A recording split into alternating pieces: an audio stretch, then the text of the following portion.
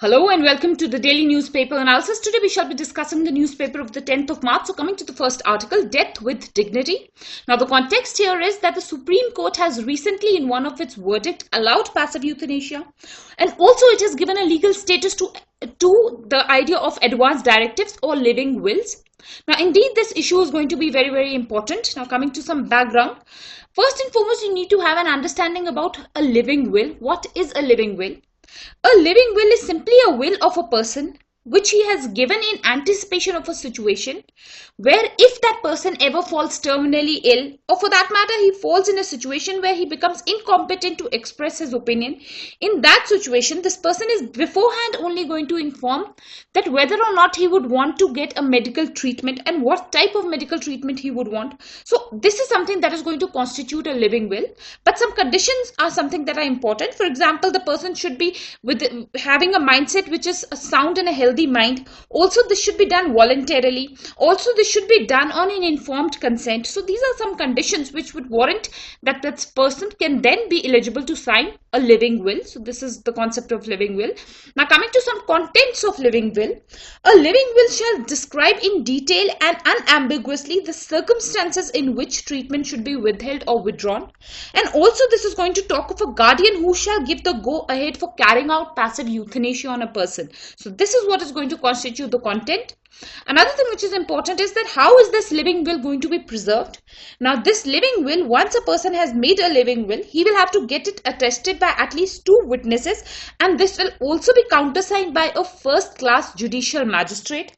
Then this magistrate is going to keep a hard copy of this will and he will also generate a soft copy. Another one copy will be given to the local government official who will nominate a custodian for the will. Now these are some nitty-gritties about this living will. This is important because these are some norms which have been laid down by the Supreme Court and not yet by the government. So that is something that you need to know in the background aspect. Now coming to the issues which are important. The first issue that is important is the Article 21. Now it is under this Article 21, which is a fundamental right. It is the right to life and liberty and also a life with dignity. Now it is under this particular article that the Supreme Court has given this particular judgment. The Supreme Court has said that the right to life with dignity also extends to the right to die with dignity. And it does not mean that if a person becomes terminally ill or he becomes incapable of deciding or generating his opinion, then in that situation the dignity of that person cannot be taken, and it is under this particular issue, under this light, that this particular judgment has come. So that is something that is important. Another thing which is important here is the issue of unwarranted medical support.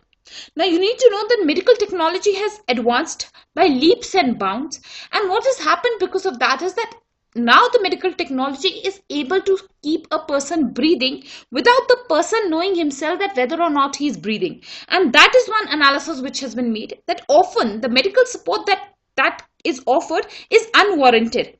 And this often causes immense degree of suffering, it causes immense degree of pain, and often it leads to even poverty. These treatments, they are very expensive, and often this causes the family members to be pushed back into poverty. So this is something that is unwarranted, and in this situation a person shall be entitled to autonomously decide whether or not he wants such kind of medical facilities. So that is what has been analyzed. Another thing is an issue of meaningful existence. Now the judgment has talked about meaningful existence. Here the judgment has said that individuals should have a right to self-determination and they should have an autonomy to decide what type of medical treatment they want.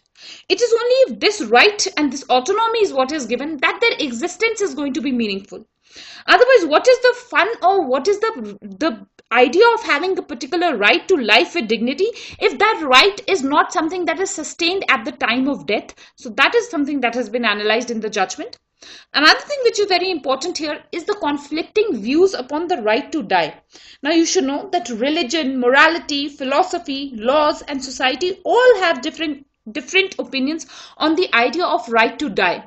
Some say that right to life is something, if right to life exists, then right to die also should exist. Whereas there are contrary opinions that right to die does not exist. No human being has the liberty to take away his life. So there are countering opinions, but one thing that is common in all these views is the issue of dignity. All these views uphold the idea that even at the time of death, there should be a right to die with dignity. And it is this principle which the Supreme Court has used in allowing passive euthanasia and the idea of living will. So that is something that is important. Another important analysis is with regards to doctors and family members. Now here you need to understand that often what happens is that if a person is in a permanently vegetative state, or he is terminally ill, then it puts a pressure on the family members and the doctors who cannot ensure the death of this person. They are scared to withdraw the treatment because of the legal repercussions of this issue. And often because of this, they are burdened to ensure that the person continues to live. They have to procrastinate his death despite knowing that the person is not going to survive. So this idea of a living will unburden doctors as well as family members of this particular compulsion. So that is something that has been hailed here in this judgment. Both doctors have welcomed this judgment in this light itself. So that is something that has been analyzed. Another issue is with regards to the goal of medicine.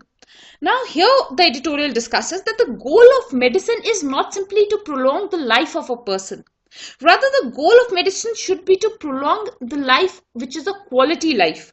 There is no issue that there is no point that medical technologies are advanced if only they can keep a person in a vegetative state, then such kind of technology is worthless. Until and unless a technology can ensure a quality of life, that technology is not going to have any relevance or value. So that is something that has been highlighted here. Another thing which the judgment has done is that it has made a distinction between passive euthanasia, active euthanasia and suicide. Now previously also we have discussed on euthanasia where I had delved into this issue much in detail. Now passive euthanasia is simply an acceleration of an inevitable conclusion. It is already known that this person is not going to survive because of a terminal illness or a permanent vegetative state, and only the process is hastened. For example, a medicine is being given to this person or the person is on a ventilator, then only the support system or the medicine is what is going to be removed, and this is going to induce death. What happens in active euthanasia is that some active drug is given to that person. Some lethal drug is going to be given to that person to induce death. Now, this active euthanasia is illegal in India. So, at present, only passive euthanasia is what is legal. Another thing with regards to suicide is something that you should know. Now, suicide is an overt act that causes an unnatural death. Another thing with regards to suicide that is important is that previously under section 309 of the Indian Penal Code, suicide was a criminal offence. If a person would not die attempting suicide, then he was liable to punishment of 1 year and also a fine. But this has been done away with in the year 2017. There was a mental health care bill, which now, with mental health care law in fact, which recognized that if a person is attempting suicide, then that person needs mental health care rather than being convicted. So that is a newer development with regard to suicide. Another thing which is important is that this judgment has tried to bring about or establish a relationship between life, morality and experience of dying. Since a long time, this relationship is something that is a conflicting one. And if the Supreme Court's judgment has brought about a relationship between a life which is based on autonomy, and a life where experience of dying should be made smooth for a person and it should be made dignified for the person. So in that context, this judgment is a major advancement. So it is being hailed even by ethicists and other moral scientists. So that is something that is important here. Another thing which is very, very important is the idea of individual interest versus state interest. Now, if the state was not allowing euthanasia in the past, then it was the state interest which was superseding individual will. But in this case, what has happened is that individual interest has been given precedence over state interest. So that is again something landmark about this judgment. Another thing that you need to know with regards to living will is that a living will simply does not mean that if I have signed a living will, then whenever I want, I can die. That is not what living will means. It simply is an acknowledgement of the autonomy of that person. It will simply analyze what the person wants, and after this some safeguards is what is imposed. For example, a doctor will ratify whether or not a person can go in for passive euthanasia. So there are safeguards, but yes, the autonomy and the will of the person is something that is now going to be acknowledged, and this is what is constituted living will. So that is what is important here. Now, indeed, the analysis is complete, but this issue is very, very important. It will be very important for the ethics paper because it is about an individual liberty. And also this will be important as a social issue itself. This will also be important in the relation between judiciary and parliament. Now, in that context, you need to know that this is a legislation which has been done by the judiciary. However, the parliament was in the process of making a law on passive euthanasia, but till now the law has not come. So as a result of which Supreme Court has noted that till the time that law doesn't come, this legal guidelines of the Supreme Court is what is going to be followed. So there also this issue has some relevance.